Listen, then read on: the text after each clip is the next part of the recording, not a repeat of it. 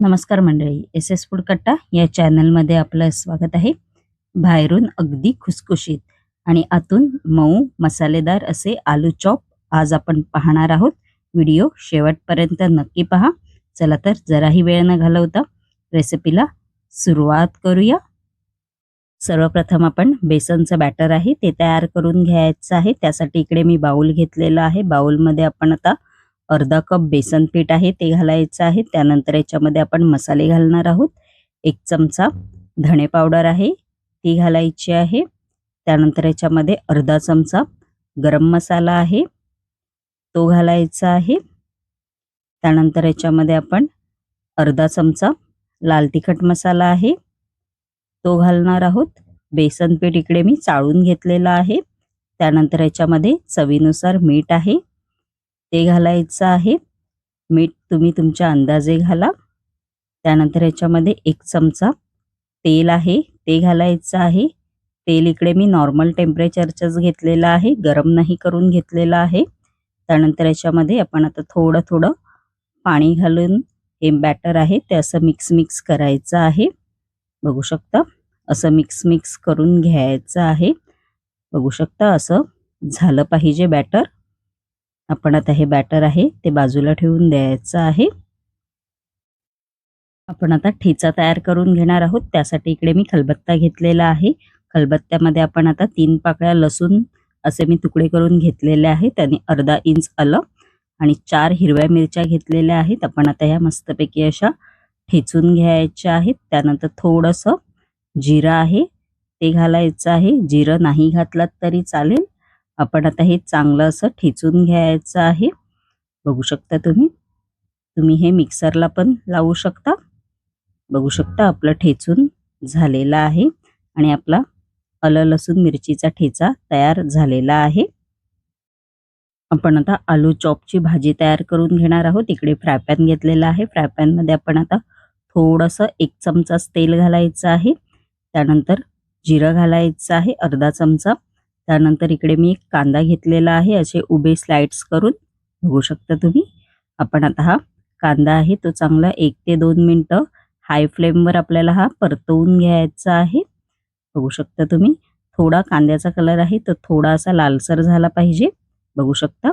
त्यानंतर जो आपण ठेचा तयार केलेला आहे तो घालायचा आहे त्याच्यामध्ये सगळा व असं परतवून घ्यायचं आहे 2 ते 3 मिनिटं मीडियम फ्लेमवरती आपलं परतवून. बघू शकता तुम्ही झालेला आहे. त्यानंतर याच्यामध्ये मसाले घालायचे आहेत.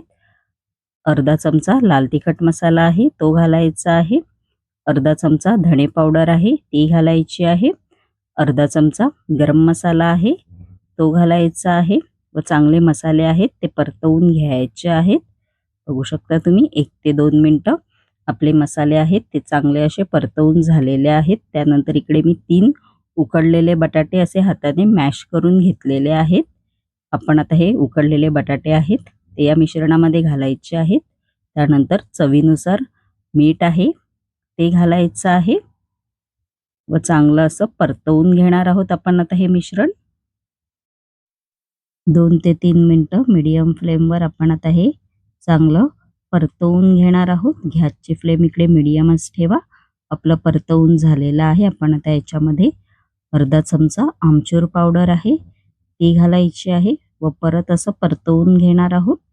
आणि मस्तपैकी आपली बघू शकता तुम्ही आलू चॉपची भाजी आहे ती तयार झालेली आहे. बघू शकता तुम्ही. आपण आता ही थंड करायला ठेवून द्यायची आहे बाजूला. आपली भाजी आहे ती थंड झालेली आहे. आपण आता या भाजीमधलं असं एक मिश्रण घ्यायचं आहे. छोटंसं असं ते गोल गोल करून घ्यायचं आहे. जसे आपण वडे करतो तसंच इकडे करायचं आहे. बघू शकता तुम्ही असं करून घ्यायचं आहे. जर तुमच्या हाताला चिकटत असेल तर तुम्ही हाताला तेल लावलात तरी चालेल. बघू शकता असं करून घ्यायचं आहे. बाकीचे सुद्धा मी असेच केलेले आहेत. बघू शकता. आपण आता हे तळून घेणार आहोत. तेल गरम करायला कढईमध्ये आधीच ठेवलं होतं. तेल आपलं चांगलं कडकडीत गरम झालेलं आहे. आपण जे आता बेसनाचं बॅटर तयार केलेलं आहे त्याच्यामध्ये जे आलू चॉप आहेत ते असे घोळवून घ्यायचे आहेत. बघू शकता तुम्ही.